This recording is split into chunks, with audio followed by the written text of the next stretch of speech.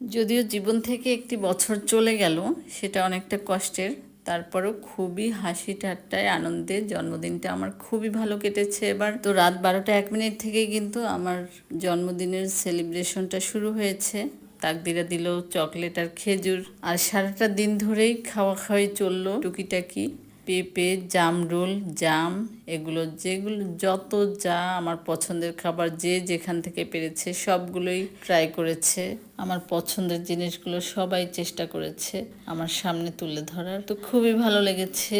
তো আর সেজ ভাবির কাছ থেকে গিফট পেলাম আমার পছন্দের আলু ভর্তা, ডিম ভাজা আর ডাল। তো যাই হোক, আলু ভর্তাটা কিন্তু এভাবে পাঠিয়েছে, তো মরিচ দিয়ে আমাকেই ভর্তা করে নিতে হচ্ছে, আর ডিমটাও কিন্তু আমাকেই ভাজতে হবে। যাই হোক, ডিমটা ভেজে খেলাম না, কারণ অলরেডি তাসনিয়া অনেক কিছু আয়োজন করেছে আমার জন্য। স্প্যাগেটি খেয়েছি, তারপরে বিরিয়ানি খেয়েছি। তো তাসনিয়া আমার জন্য দম বিরিয়ানি রান্না করেছে, সেটা খেয়েছি। তারপর আবার মিষ্টি বানিয়েছে, কাঁচাগোল্লা যেটা, সেটা করেছে। স্প্যাগেটি তৈরি করেছে। তো অলরেডি অনেক কিছু খাওয়া হয়ে গিয়েছে। তাসনিয়া অনেক আয়োজন করেছে। থ্যাংক ইউ তাসনিয়াকে। তো সবাই যে আমাকে এভাবে ভালোবাসে, এভাবে অল্প অল্প ছোট ছোট জিনিস দিয়ে, আমার কিন্তু এই ভালোবাসাটাই আমার কাছে ভালো লাগে।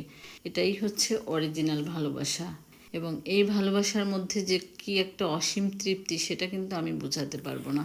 আমার পছন্দগুলোকে বা আমার ভালো লাগাকে এভাবে ইম্পর্টেন্স দেয়া বা একটু কেয়ার করা, এটাই এনাফ। তো এটাই আমার কাছে সবচেয়ে বড় পাওয়া। তো আর এদিকে তাহিম কিন্তু খুবই একটা সামান্য একটা জিনিস দিয়ে আমার জন্য অসাধারণ একটা গিফট বানিয়েছে।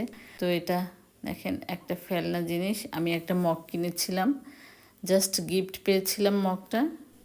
ও সেটা রেখে দিয়ে কোন ফাঁকে এটা তৈরি করেছে আমি কিন্তু এটা দেখিনি। তো যাই হোক, ও আমাকে এটা গিফট করলো বাড়িতে আসার আগে।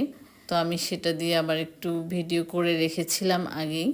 এটা হচ্ছে আমার কাছে সবচেয়ে বেস্ট গিফট, যে আমার ছেলে আমার জন্য যে নিজে তৈরি করে আমার জন্য একটা গিফট তৈরি করেছে। এটা আমার কাছে একটা বেস্ট পাওয়া।